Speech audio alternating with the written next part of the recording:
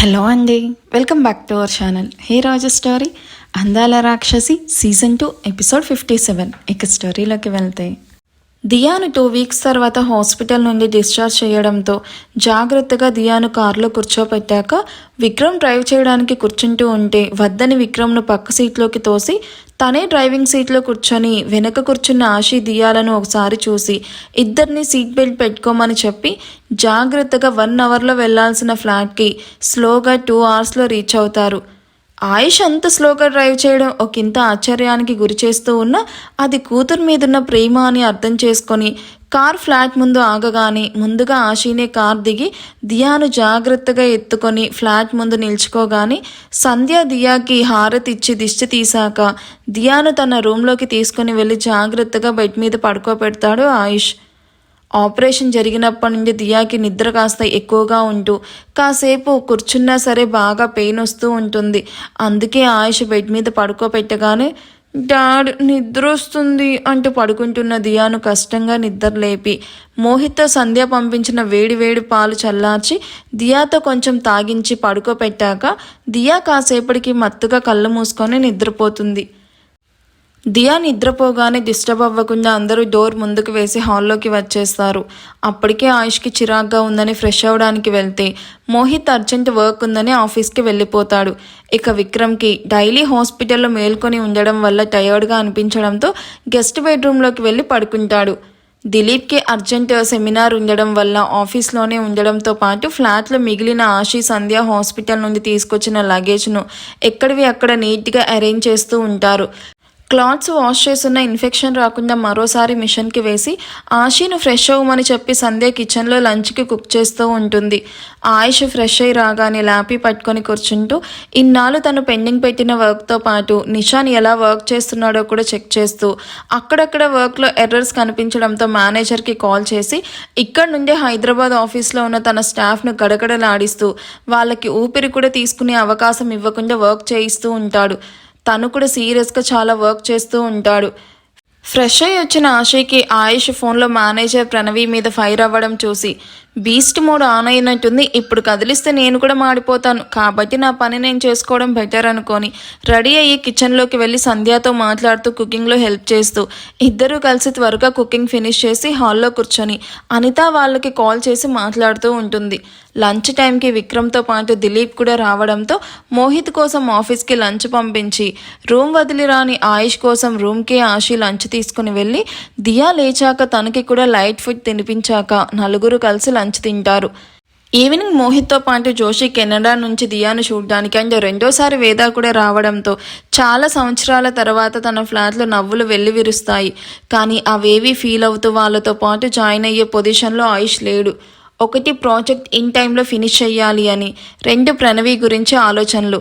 దాంతో ఆయుష్ ఎవరితో మాట్లాడకుండా తన వర్క్స్లో తాను ఉంటూ ఉంటాడు తప్ప ఎవరితో మింగిల్ అవ్వడు. కానీ ఆశీకి టైంకి మెడిసిన్స్ ఇస్తూ దియాను అప్పుడప్పుడు తన రూమ్కి వెళ్ళి చూస్తూ తనతో పాటు టైం స్పెండ్ చేస్తూ ఉంటాడు. రోజు దిలీప్ సంధ్య ఫ్లాట్కి వస్తూ వెళ్తూ ఇటు దియాతో అటు ఆశీతో తాము వాళ్ళతో మిస్ అయిన బాండింగ్ను పెంచుకుంటూ చాలా హ్యాపీగా ఉంటారు.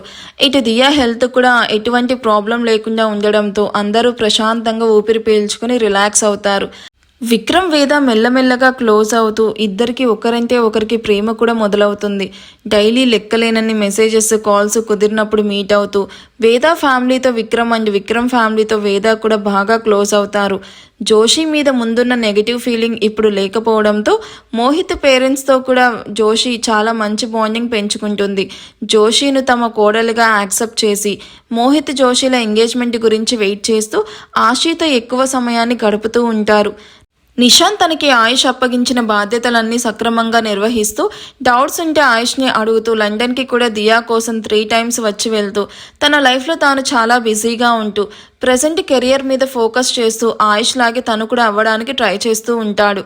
కృష్ణదేవ్ సూర్యదేవ్ ఆయుష్ హైదరాబాద్లో లేకపోవడం వల్ల వాళ్ళ బ్రాంచెస్తో పాటు ఆయుష్ బ్రాంచ్ కూడా చూసుకుంటూ కుదిరినప్పుడు దియాతో మాట్లాడుతూ ఉంటారు.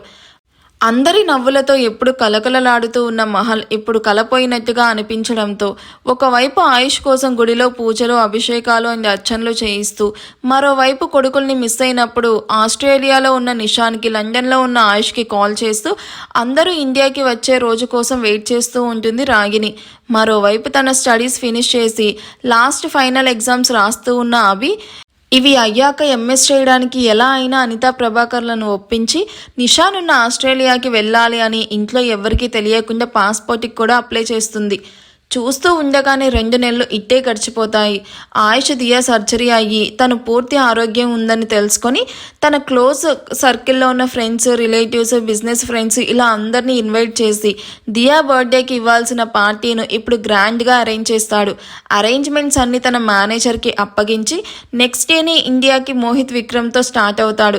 విక్రమ్ పార్టీ రోజు వస్తాను అన్నా సరే ఆశి బలవంతంగా లాక్కొని వస్తుంది. దిలీప్ వర్క్ ఉందని ఆగిపోవడంతో ఇద్దరం నెక్స్ట్ వీక్ పార్టీ కోసం వస్తాము అని సంధ్య కూడా దిలీప్ కోసం ఆగిపోతుంది. ఇటు నిషాన్ కూడా దాదాపు 2 నెలల 15 రోజుల తర్వాత ఇండియాకి స్టార్ట్ అవుతాడు. ఇక్కడ ఎవరూ ఊహించని విషయం ఏంటంటే ఈ పార్టీ తర్వాతే వాళ్ళ జీవితాలు అనూహ్యంగా మలుపు తిరగబోతున్నాయి. ఈ విషయాలన్నీ ఆయుష్ ముందే గెస్ చేసి ఉన్నా తన చుట్టూ పద్మవ్యూహంలాగా బిగుసుకుంటుంది అని గుర్తించిన కథ మరోలా ఉండేదేమో. కానీ ఆయుష్ తన ఆఫీస్ ప్రాజెక్ట్ అంటూ బిజీగా ఉండడం, ప్రణవి గురించి ఎలాంటి క్లూ దొరకకపోవడంతో ఆయుష్ తన ఆఫీస్ వర్క్తో ప్రణవి మీద ఎక్కువ ఫోకస్ చేయలేకపోతాడు. దియా స్టాప్, పడిపోతావు అంటూ ఎయిర్పోర్ట్లో పరుగులు పెడుతూ ఉన్న దియా వెనకే వస్తూ పిలుస్తూ ఉన్న ఆశను పట్టించుకోకుండా దాదాపు 2 నెలల 15 రోజుల తర్వాత మళ్ళీ హైదరాబాద్కి రావడంతో దియా ఆనందానికి అవధులే ఉండవు. లండన్లో ఉన్నన్ని రోజులు మెడిసిన్స్, ఇంజెక్షన్స్ అండ్ స్కానింగ్స్ అంటూ హాస్పిటల్కి ఫ్లాట్కి తిరుగుతూ తను చాలా సఫర్ అయింది. ఇప్పుడు తను ఎలాంటి మెడిసిన్స్ యూజ్ చేయాల్సిన అవసరం లేకుండా ఫ్రీ వరల్డ్ లాగా అయిపోయింది. అందుకే దియా ఆనందంగా పరుగులు పెడుతూ ప్రతి నిమిషాన్ని ఎంజాయ్ చేస్తూ ఉంటుంది. దియా హ్యాపీనెస్ను చూస్తూ వెనకే తను ఎక్కడ పడిపోకుండా ఫాలో అవుతూ ఉంటుంది ఆశి. ఎయిర్పోర్ట్కి దియాకి వెల్కమ్ చేయడానికి వచ్చుంటారు సూర్యదేవ్, కృష్ణదేవ్లతో పాటు ప్రభాకర్, అనిత కూడా. అందరూ కలిసి వీళ్ళ కోసం వెయిట్ చేస్తూ ఉంటారు. సూర్యదేవ్ని చూసిన దియా నవ్వుతూ తాతయ్య అంటూ ఫాస్ట్గా వెళ్ళి ఆయన కాళ్ళను ఆనందంగా చుట్టేసి హౌ ఆర్ యూ అంటూ ముద్దుగా అడుగుతుంది. అది నేను అడగాలి బంగారం, ఎలా ఉన్నావు తల్లి అంటూ దియాను ఎత్తుకొని ముద్దు పెడుతూ తనని గుండెలకి హత్తుకొని వెనక ఉన్న ఆశి తల నిమురుతూ ఎలా ఉన్నావు ఆశి అని ఎప్పటిలానే ఆప్యాయంగా అడుగుతాడు. బాగున్నాను మావయ్య, మీరెలా ఉన్నారు? బాబాయ్ మీరెలా ఉన్నారు? బాగున్నాను ఆశి. బాగున్నామా ఆశి అని ఆయన కూడా ఆశి తల నిమిరి దియాను ఎత్తుకొని ముద్దు చేస్తాడు. ఆశి కాసేపు వీళ్ళతో మాట్లాడి ప్రభాకర్ అనితాలను చూసి అమ్మా ఎలా ఉన్నారు అంటూ అనితాను చూసి హక్ చేసుకుంటూ ప్రభాకర్ వైపు చూసి నాన్న అంటూ ఆయన్ని కూడా హత్తుకుంటుంది. దియాను సర్జరీ తర్వాత చూడడంతో ఇద్దరు ఎమోషనల్గా దియాను హత్తుకొని దియాను ముద్దులతో ముంచేస్తారు. ఆయుష్ వాళ్ళు రాగానే అందరి పలకరింపులు అయ్యాక సెక్యూరిటీతో పాటు అందరూ మహల్కి స్టార్ట్ అవుతారు. మహల్ పోర్టికోలో కారు ఆగడంతో నవ్వుతూ కారు దిగిన ఆశి దియాతో సహా గుమ్మం ముందు నిలబడుతుంది. కన్నా నువ్వు కూడా ఆశి పక్కనే నిల్చుకో అంటూ ముగ్గురికి కలిపి దిష్టి తీశాక బొట్టు పెడుతూ ఎర్రనీళ్ళ ప్లేటు మెయిడ్కి ఇచ్చి దియాను ఎత్తుకొని గుండెలకి హత్తుకొని నిన్ను మళ్ళీ ఇలా హెల్తీగా చూస్తానని అనుకోలేదు అంటూ కన్నీళ్లు తుడుచుకుంటూ ఉంటుంది. అమ్మా ఏంటిది అంటూ ఆయుష్ రాగినేని దగ్గరికి తీసుకొని నువ్వు ఏడుస్తూ ఉంటే దియా కూడా డల్ అయిపోతుంది, ఏడవ్వాకు అంటూ సోఫాలో కూర్చొని దియాను ఒళ్ళో కూర్చోపెట్టుకుని రాగినేని మరోవైపు కూర్చోపెట్టుకుని ఆశి వైపు చూస్తాడు. ఆశి ఆయుష్ వైపు చూసి తన చూపు అర్థం చేసుకుని కామ్గా కిచెన్లోకి వెళ్ళి అందరి కోసం జ్యూస్ తీసుకుని రావడంతో అందరూ మెల్లగా జ్యూస్ సిప్ చేస్తూ ఇన్ని రోజులు మిస్ అయిన మాటలన్నీ మాట్లాడుకుంటూ ఉంటారు. రాగినికి ఏదో గుర్తొచ్చినట్లు ఇప్పుడే వస్తాను కన్నా అని చెప్పి దేవుడి గదిలోకి వెళ్ళి వస్తూ నీకు ఇలాంటి వాటి మీద నమ్మకం లేదని నాకు తెలుసు ఆయుష్, కానీ ఈ అమ్మ మీద ఏ మాత్రం ప్రేమున్నా ఇది నీ చేతి నుండి తీయవాకు అని ఆయుష్ చేతితో పాటు దియా ఆశీలకి కూడా గుడిలో గురువుగారు ఇచ్చిన రక్షణ దారం కడుతూ నీ చేతి నుండి ఎప్పటికీ ఇది తీయకు అని మరీ మరీ చెప్తుంది. ఈ జనరేషన్లో కూడా ఈ మూఢనమ్మకాలు ఏంటి మామ్ అని విసుక్కుంటూ తన రూమ్కి వెళ్ళిపోతాడు ఆయుష్.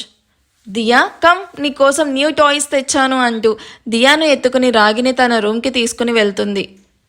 అభి ఎక్కడమ్మా, నన్ను చూడ్డానికి కూడా రాలేదు, మేడం గారు అంత బిజీగా ఏం చేస్తున్నారు? దానికి ఎగ్జామ్స్ జరుగుతున్నాయి కదా ఆశి, ఈవినింగ్కి ఇలాగే డైరెక్ట్గా వస్తాను అని చెప్పింది. హో అలాగా అంటూ వాళ్ళతో మాట్లాడుతూ హాల్లోనే సెటిల్ అవుతారు ఆశి మోహిత్. వేద కాల్ రావడంతో విక్రమ్ కాల్ లిఫ్ట్ చేసి మాట్లాడుతూ తన రూమ్ వైపు వెళ్తాడు. నిషాన్ ఫ్లైట్ డిలే అవ్వడంతో తన ఫ్లైట్ ఈవినింగ్కి హైదరాబాద్లో ల్యాండ్ అవుతుంది. తన లగేజ్ కలెక్ట్ చేసుకుని ఎయిర్పోర్ట్ బయటకు వచ్చిన నిషాన్కి అందరికంటే ముందుగా బొకే పట్టుకుని, అది కూడా lemon colour plain sorry, hair leave చేసుకొని నుద్దిన చిన్న బింది, దాని కింద కుంకుమ, మెడలో ఎలాంటి చైన్ లేకుండా తెల్లగా మెరుస్తూ ఉన్న శంఖం లాంటి మెడను గాలికి ఎగురుతూ తన కళ్ళకి చిక్కిన నడుముని చూసి నిషాన్ అడుగులు అక్కడే ఆగిపోతాయి. నిషాన్ని చూసిన అభి ఆనందంగా బావా అంటూ నిషాన్ని హక్ చేసుకోగానే నిషాన్కి హై వోల్టేజ్ షాక్ కొట్టేస్తుంది.